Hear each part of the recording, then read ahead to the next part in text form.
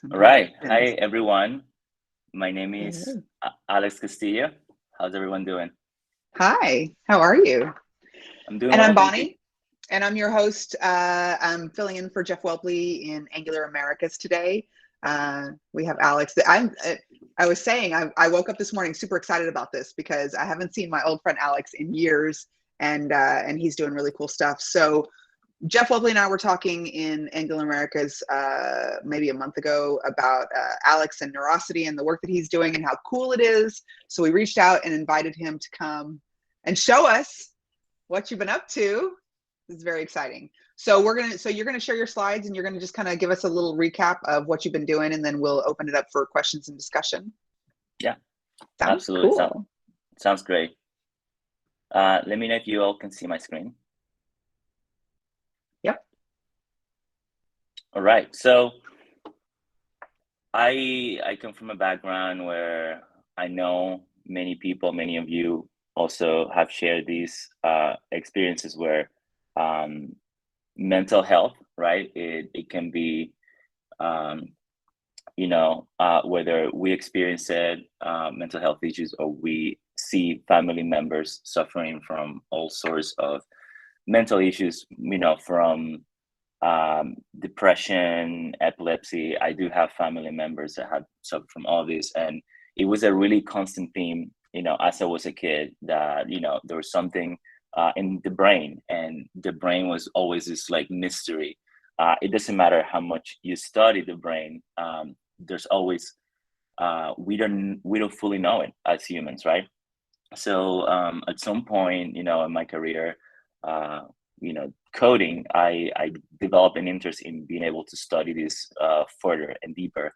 And those were during the times where brain imaging technology was getting a little bit more accessible. There was this whole hacker movement where you could like put cables and sensors in your head, and you could start getting some data.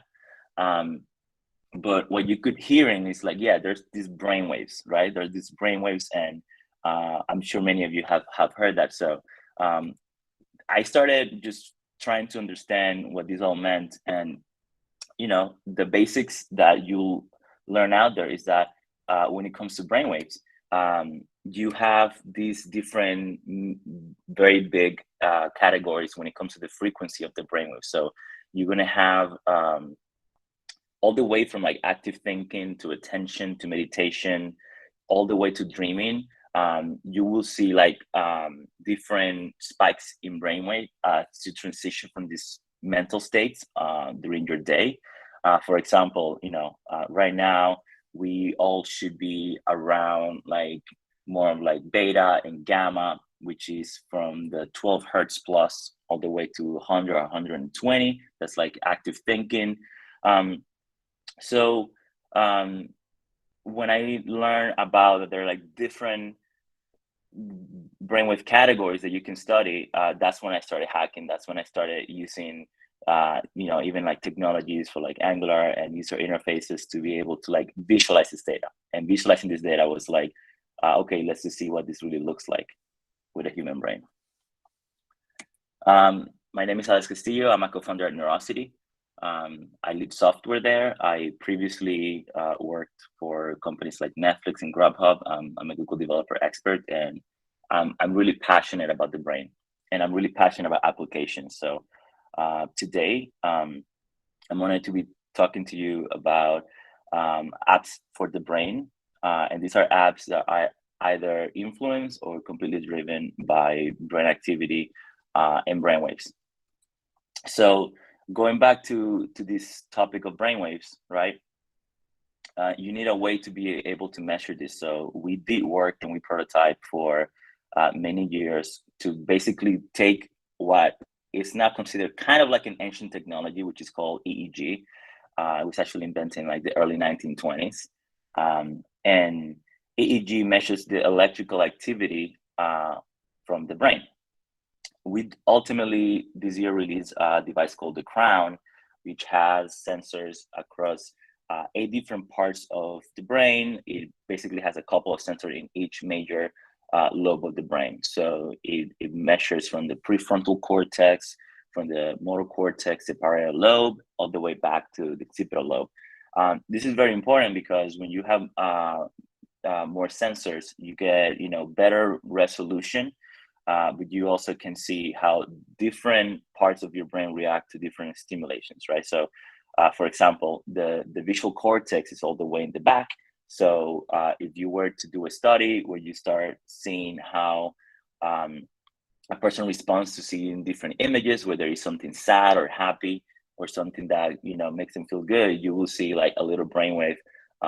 They call that an ERP, or event-related potential, that spikes and then like stabilizes, and you can see like where does it actually end up. So it's funny, like one of our a neuroscientists 2 days ago just did he has been working on this study for years now to measure opioid abuse with the crown. So he was able to put a study where he presented pictures of like just like office supplies for like a baseline type of like setup, and then like desserts to get people like stimulated, and ultimately like shown pictures of like opioids and drugs, and what you could see is that if this is the baseline, let's say the images of like desserts and whatnot like spiked and then ended up higher, but the ones with opioids ended up even higher, which means that when like it can be considered a biomarker for addiction, which is I find very impressive. So there are many things you can do with technology like this. One of the things is that we develop machine learning code that runs inside the device that you can train an imagined thought. So I'm going to give an example here, and I'm going to show a video.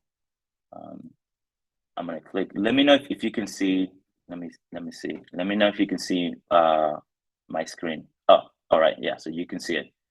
So this example, I train my crown to identify when I'm thinking of like pulling something towards me, but a physical motion that is imagined, not really executed. So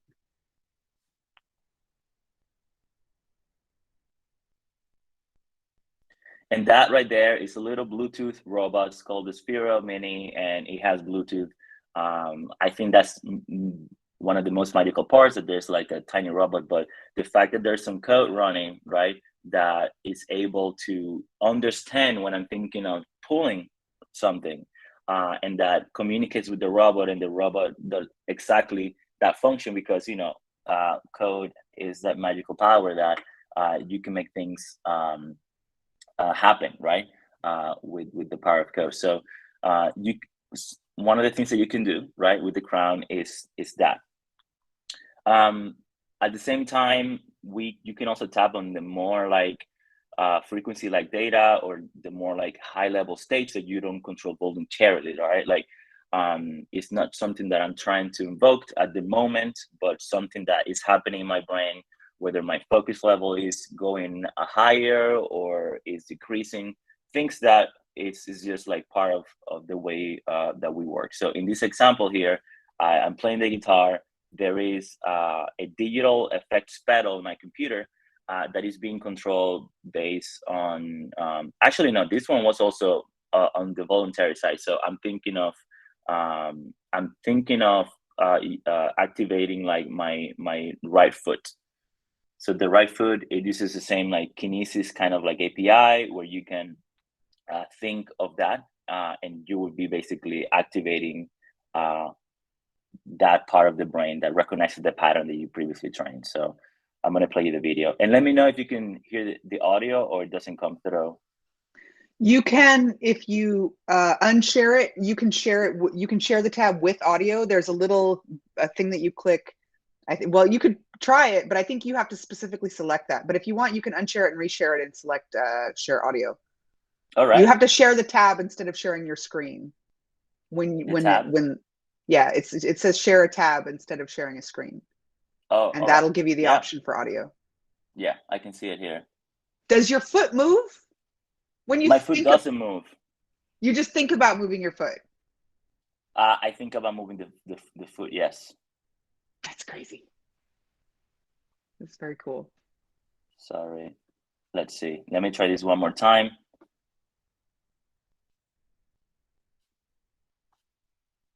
Oh, I see. I have different Chrome sessions open, so That's okay. that I used to join, but I can do this. Okay, check this out. Okay.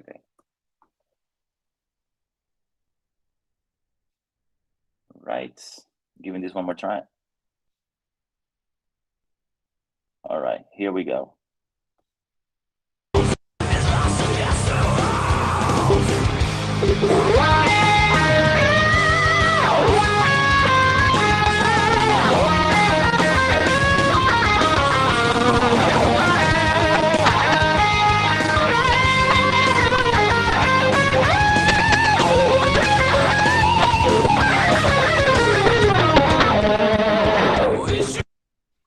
And he So can play.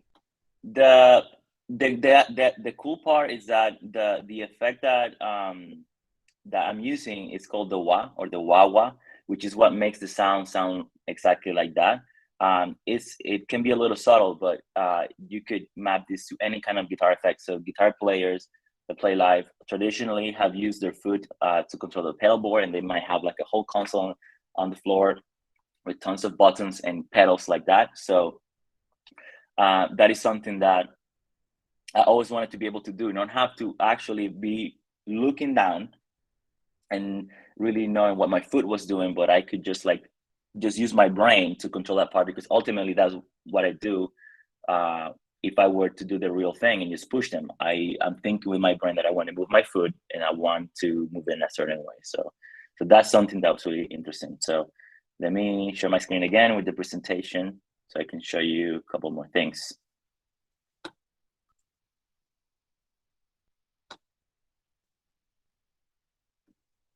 By the way, feel free to ask me questions, in the meantime. Rob has questions. Right. Yeah. So will this help with Alzheimer's? When it comes to conditions like that, there has been research papers and studies that use this to potentially detect and diagnose Alzheimer's. I don't know exactly what is involved on a technology that would help reverse that. I think I don't think we're back into that point as humanity yet. But I did see some talks and read some papers that Alzheimer's can be detected sometimes even decades before you actually start experiencing those symptoms. So being able to image the brain can definitely reveal certain brain waves or brain patterns that can have an indication whether there is Alzheimer's present or not. I'm not too deep into that specific area, but you'll see that I want to show you some others. Like ADHD is very easily observable. There's a new research paper that also talks about how they're now able to see the spectrum. Imagine if you could, with brain data, quantify the spectrum. So there are a lot of things that we can see, even though the brain imaging methodology, EEG, is very old. Like the discoveries we've done, right, and the neuroscience community that has done in the last 5-10 years have been incredibly vast. So what we keep seeing is that, okay, the technology of imaging the brain might be super old, but all of the advances that happened since then, computers have gotten small and more powerful, even the advances in machine learning community and open source tools for machine learning have been able to continue to push that innovation and study forward. And something that we actually got very passionate about was developer productivity, because me and my co-founder AJ, we did find ourselves actually at some point realizing and being aware that our productivity decreased to a point that we were coding our own operating system, and we wanted to be able to quantify that, and we wanted to be able to stop coding or do our best coding based on how we were based on our focus level. So one product that we launch with the app is that if you go back and remember when we were talking about the different frequency bands and different type of brainwaves, we started looking at a very specific one called gamma, which ranges from 31 hertz to 120 hertz. And we created this application that a lot of people are using today, actually, where you can start quantifying your focus, and you can start also having the crown influence the music that is designed to boost and stimulate your gamma brainwaves. So this is real data from a session that I did the other day. What it does is that it records the first 50 seconds of brainwaves, right, while you're using the app, and then it creates like a baseline, which is what is the average or medium of your focus score at that time. Then it starts playing music with the simulation to boost your focus, and you can see a very clear slope and how your focus increases over time because of the power of music and designing music specifically to target your gamma brainwaves. So in this example here, you see that there's like a music play for a period of like 1 minute and 22 seconds.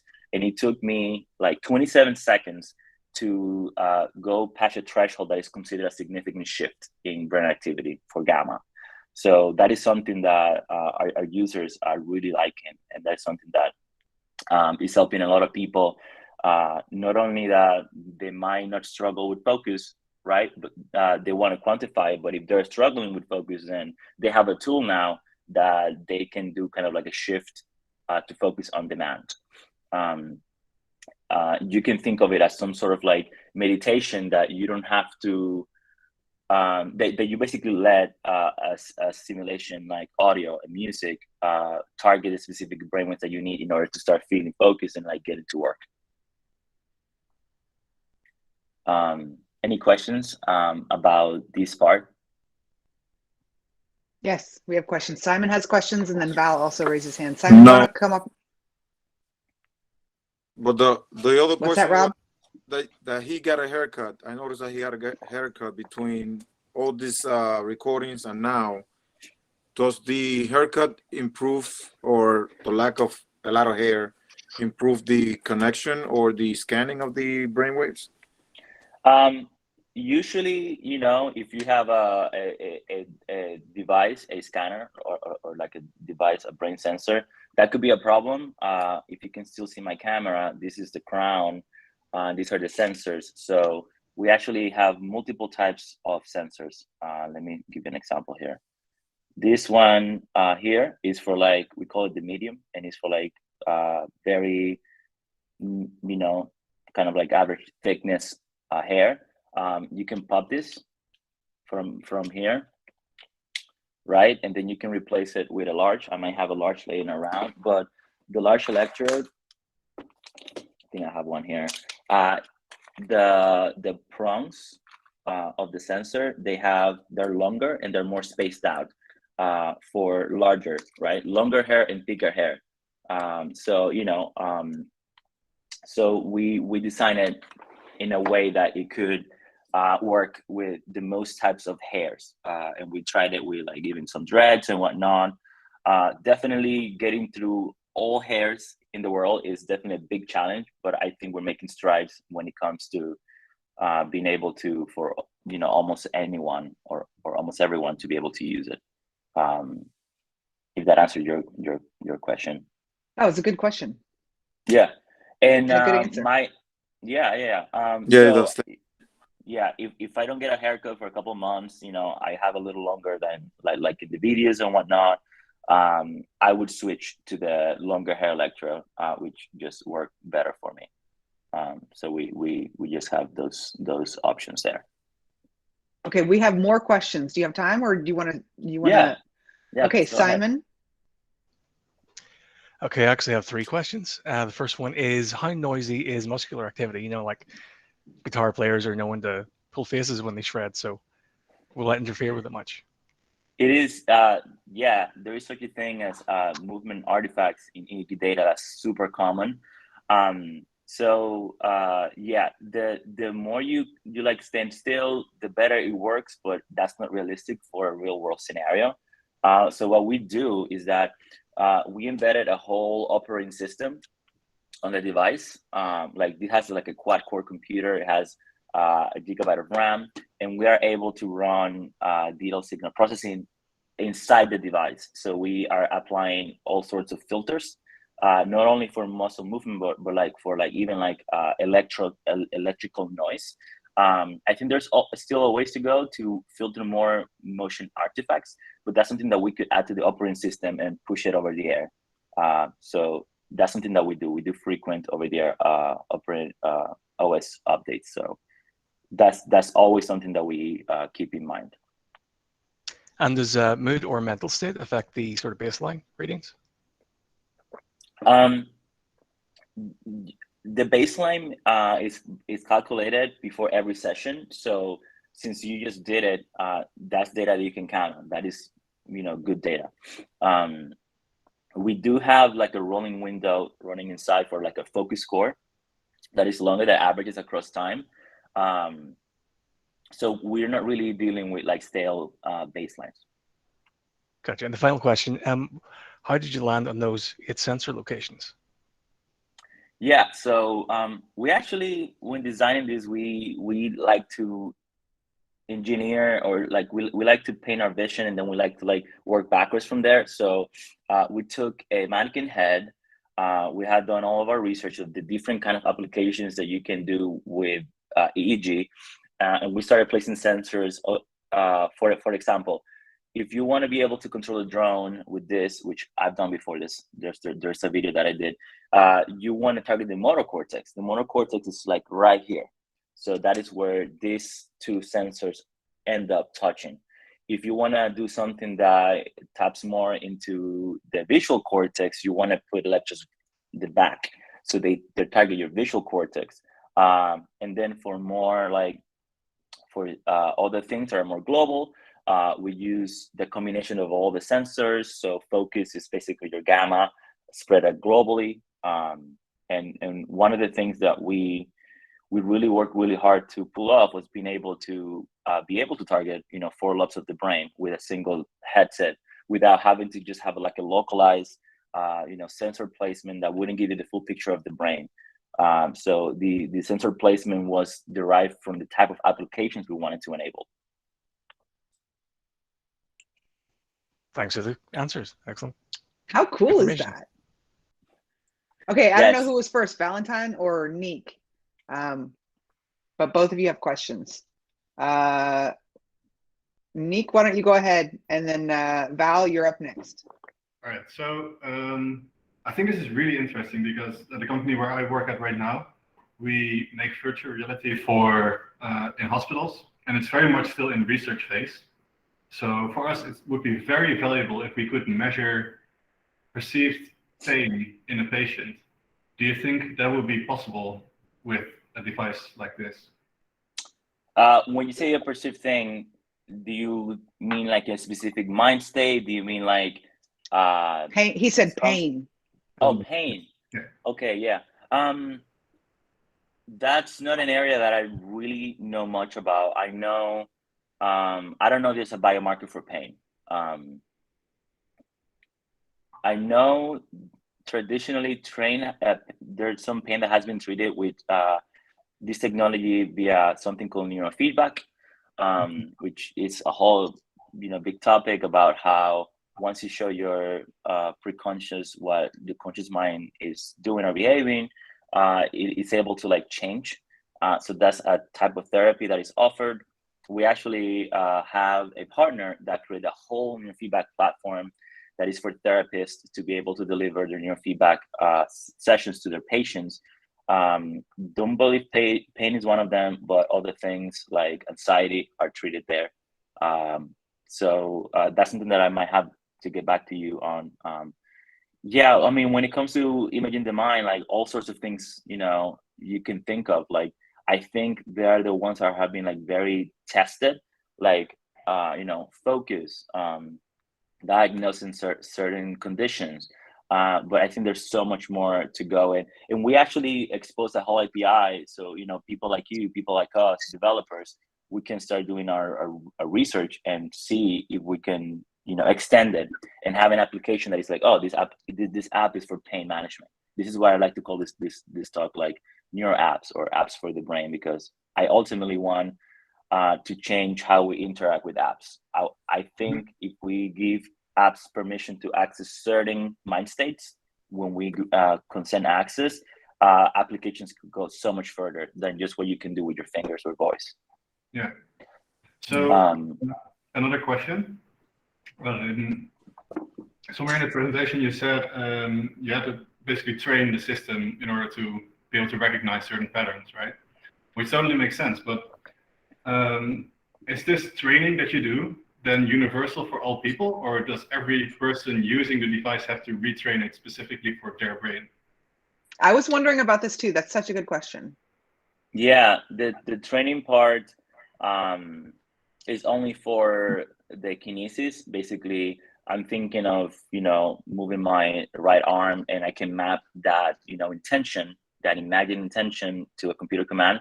That's when the training comes in mind. It works for 90+% of people. We've seen there is a population that is not able to, it doesn't work as well for them. I don't think we know why yet. It does work for the vast majority of people. And one interesting fact that we learned is that that's something that you can train to get better at. The same way you train to get better at any physical movement. If you, let's say, want to swing a bat, you're playing baseball or you're shooting a basketball, right? You can train mentally to get better at producing more electrical activity that would help, you know, the machine learning be more accurate. Yeah. So people that have been doing this for a long time are able to like very quickly like create like a blip. But we've also seen people that the first time that they use it, they also are very good at it. Yeah, that was actually my last question, was like, how difficult is it to do the action once it's been trained? So I guess what you're saying is, as long as you practice more, it gets easier and easier to trigger the system, basically. Sure, yeah. The more you do it, the better you can get. It's something that you can train for. And it depends on everyone. So one thing that we recommend is like, well, if you are, let's say, a guitar player, right? You might have a certain type of dexterity with, you know, your left or right hand, depending on how you play, that you might be able to leverage for creating stronger trainings. If you are a runner, you might be able to train more for leg movements, right? If you're a ballerina, like same thing. It doesn't matter the type of dexterity that you have or a skill, you can leverage that during your training. So I tell people that, you know, just play your strength on, you know, limbs and parts of your body that you have really developed with time to be good at. So here, privacy is something that, you know, we always like to talk about because we're talking about very sensitive data here, and we are the only brain-computer interface that has taken the time to architect this from scratch. So for you to access even your own data, you require authentication is needed. When you're transmitting data, all of that is encrypted. We took a different approach because traditional devices, they just openly broadcast via Bluetooth to any client that wants to connect and receive the data. But we took an approach where you have to go to an authentication process to log in to access your own data. And that's super important. So with that in mind, we created a whole chipset. We call it the N chipset. It's actually in version 3 now because, you know, we have launched multiple versions, but that's something that we thought from scratch, like that needed to happen. Like privacy didn't have to be an afterthought and then like, let's just see how we can make it safe. But we started making it more secure from day one. So we're trying to also serve as an example to other you know, similar technologies to also protect their users' privacy. We also don't store anything on device. Everything is transient, and like the next package overrides the previous one. And if you want to record it, you know, you can use, you know, you can do it, but it's not something that is done for you automatically. You would have to go and, you know, record it yourself and whatnot. So by default, everything is kind of like the safest mode possible, and then you as a user, because you need the data or you want it, or, you know, whatever you're planning to do with it, you get to record it for yourself. And as you can imagine, like there are many different verticals and different industries where this technology can be really useful. When it comes to smart home, I actually have a demo here. One of our users, Wazim, he created he created some code that connected his crown with a coffee machine, so he was able to make coffee with thoughts alone.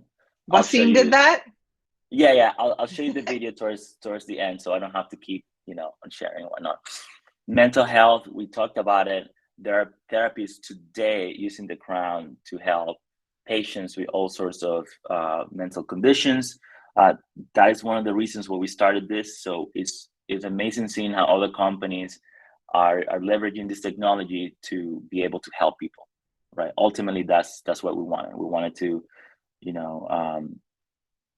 to leverage something as powerful like this to make observable differences in everyday life for people, and that's something that we're really proud of. Entertainment, there are some entertainment experimental apps. One of our users started controlling a Spotify playback, so skipping to the next song based on intention. We did a prototype in Neurosity.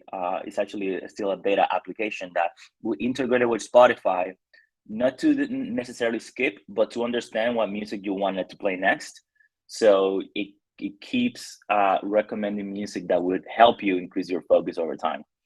But when it comes to entertainment, you can imagine a world where, like, if you're watching Netflix, even before you watch Netflix knows what kind of like content you're craving or you want to watch. And even if you play, let's say, a specific part, I don't know if you've seen that Netflix did like this, choose your own adventure, where you could choose like path A versus path B multiple times across storyline. That would be able to automatically play right from your brain activity. So that's something really cool. Same with gaming.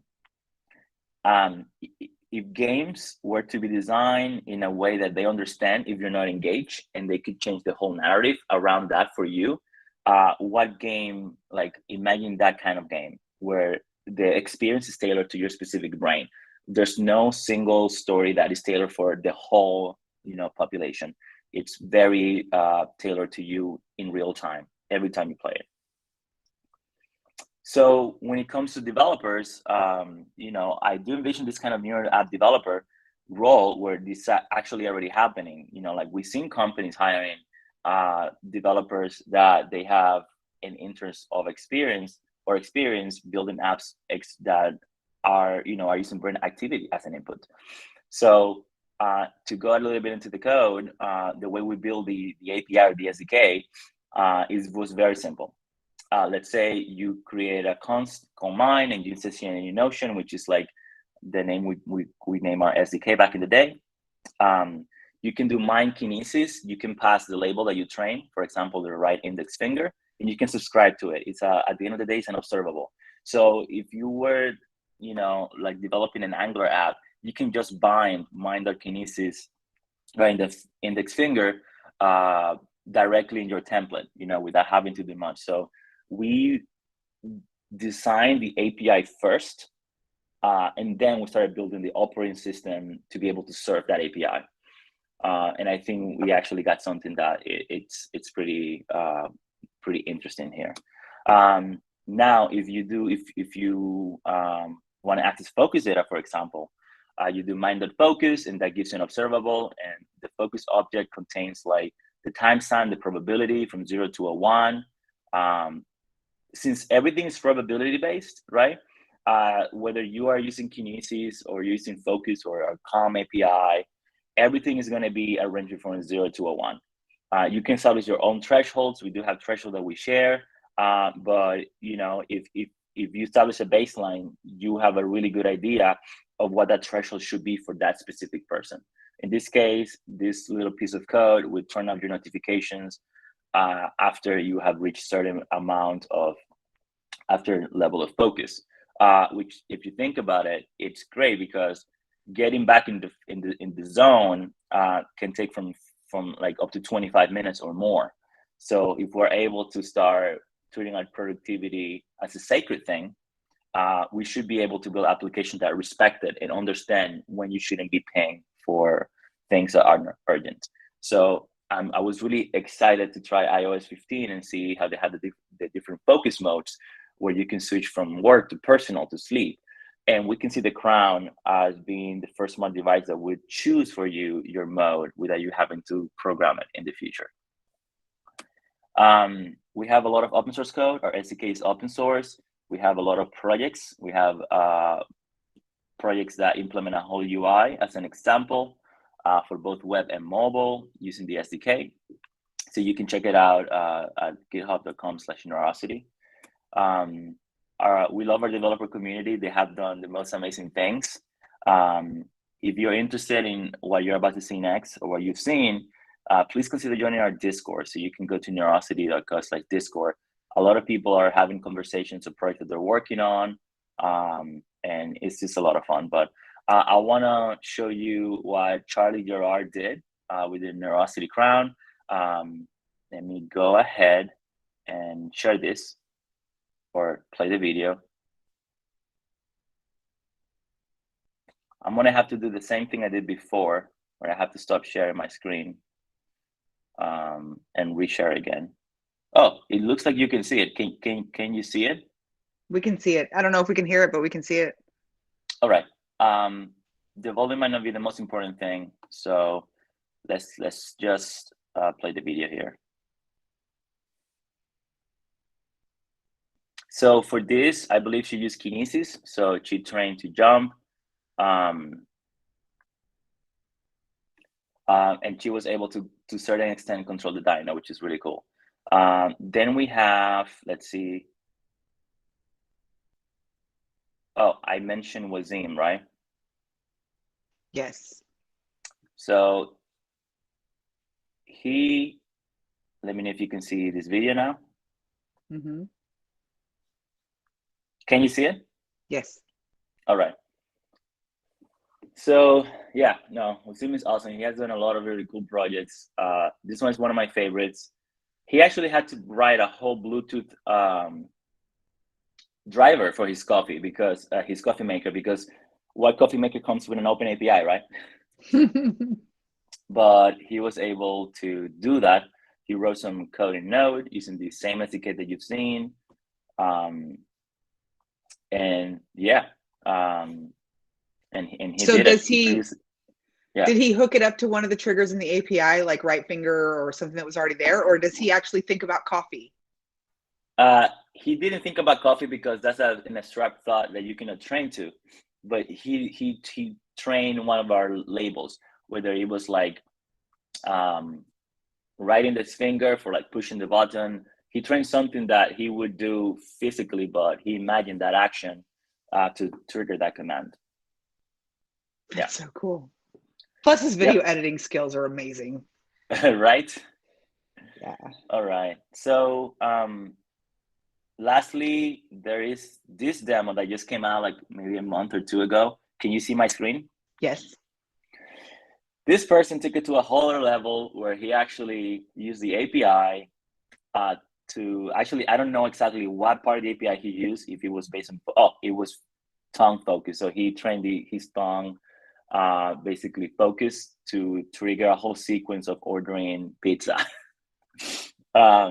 So as you can imagine, yeah, the sequence of ordering pizza, he most likely programmed that, like the whole sequence, I don't know, some kind of extension or WebDriver or whatnot, but he triggered that all from my commands. And ultimately, like he got a pizza delivered from this whole experiment, which is like the best reward that you can get, right? So that was really cool that he did that.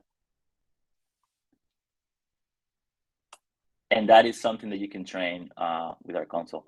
I just noticed that I haven't given you an actual like live demo, and that's something that if we have time, I can spend a few minutes just walking you through our developer console. But I can also take questions now.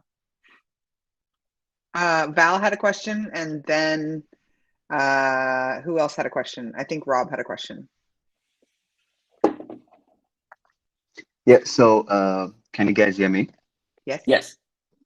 Oh, great. So I like this a lot, and well done so far.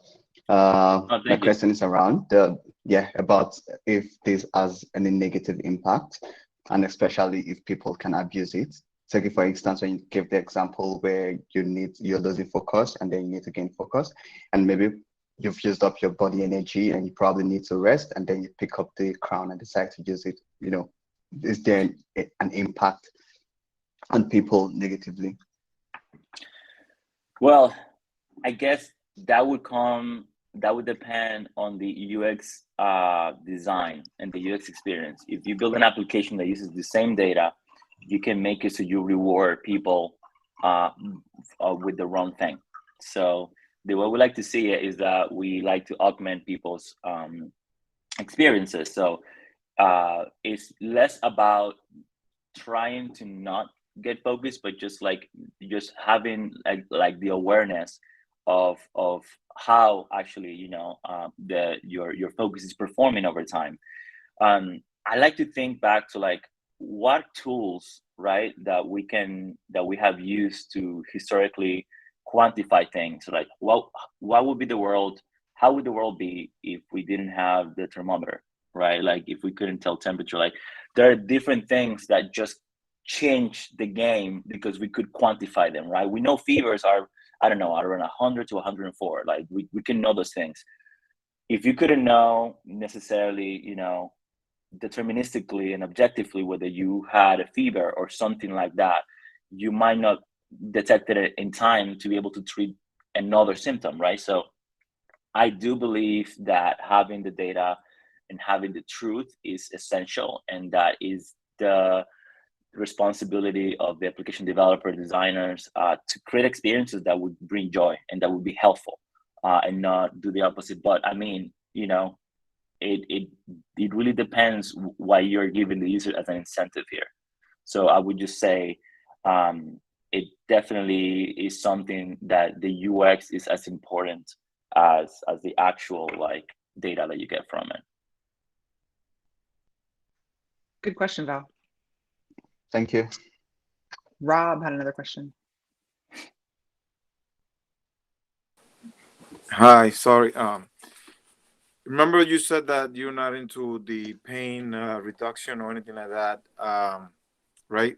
In the area, you're not concentrating in the area. But look, think how great it will be if you can go to get a surgery or go to the dentist and you can put the crown on, and the crown will not suppress the pain, but will transport your brain to another place where you are happy.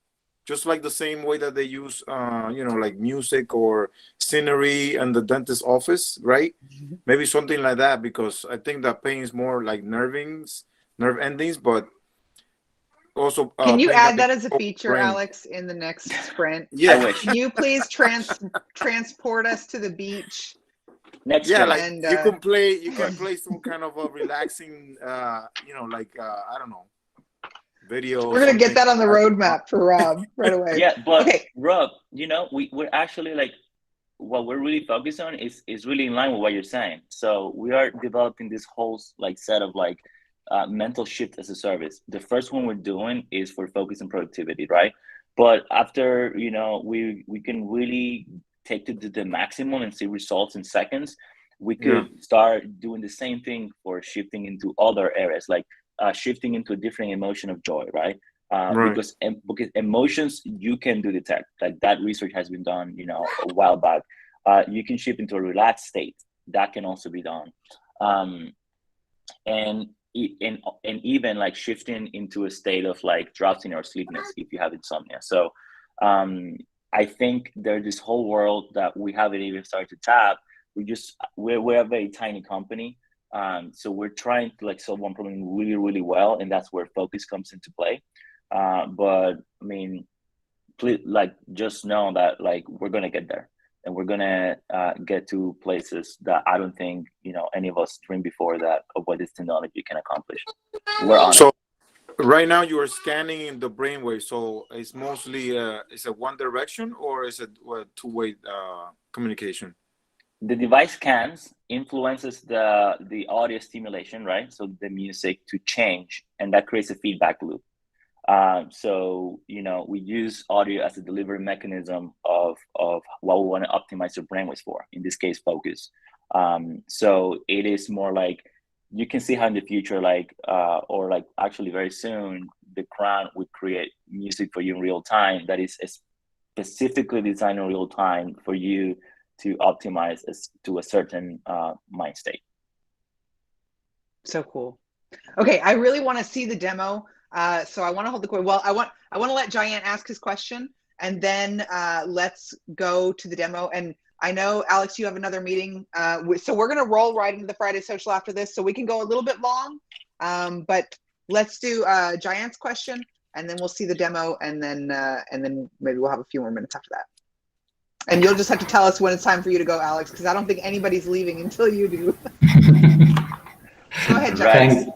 Thank you, Ani. One question is that why did you need a whole chipset for privacy when you could maybe program something into the OS? Well, the OS runs in the chipset. Like, that is where the OS lives. So if we were to make the OS live in every other device, that wouldn't be very efficient. So we made the Crown have that autonomy and power to be able to manage all of that and run the OS.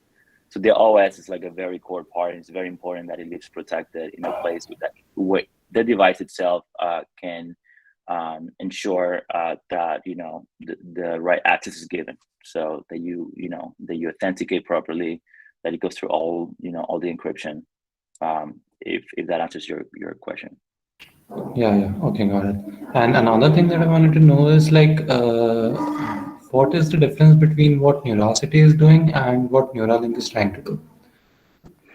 Yeah, so Neurosity and Neuralink. Yeah, so Neuralink, so it's very well known that with non-invasive technology, the type of resolution you can get from the device, it's to the thousands of neurons activating, right? With invasive technology, what Neuralink is doing, that they are able to implant an array of sensors that are able to detect a single neuron spike, right? That's like where I remember was the big achievement. So when you have the higher resolution, you're able to have more accurate readings. Now, having to implant I think it was like over 1,000 sensors in the head, take surgery. So I think we're going after similar things. It's a matter of I believe in the future, the non-invasive technology is going to reach to a point where it will be able to extract way more information than what it is today. As we create more powerful chipsets, I would create above our technology, because it's going to be really hard for 1 billion people to get that surgery, right? So we want to start delivering value today. And that's why we make it so you can put a device on like I just did, and can start, leveraging this technology to make your life better. Cool. All right. That answers my question. Thank you. So cool. Lots of questions. This is such an interesting topic. Okay, do we have time, Alex, for the demo? I have an extra couple of minutes that I can show just the very basic building blocks of the data and what that looks like. So let me just go ahead and do that.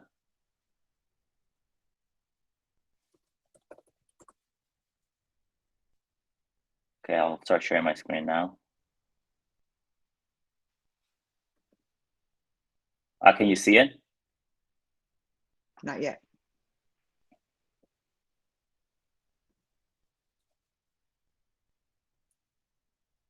There it is. What about now?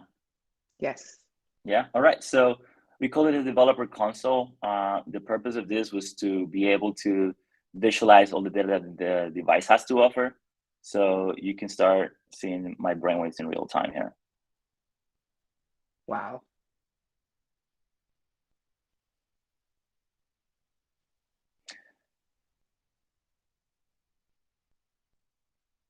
So it's important to know that like we're sampling thousands of data points a second. So at the end of the day, we're getting a huge matrix of number every like 4 milliseconds. And right now I'm just showing like that electrical activity. So this is like what they call the raw data. After that, you know, you can turn it into frequency data. You can turn it into what they call power spectral density data. And you can actually see like from the different sensors, like the symmetry of the different electrodes. And then if you go here, you can even start plotting like my focus score in real time.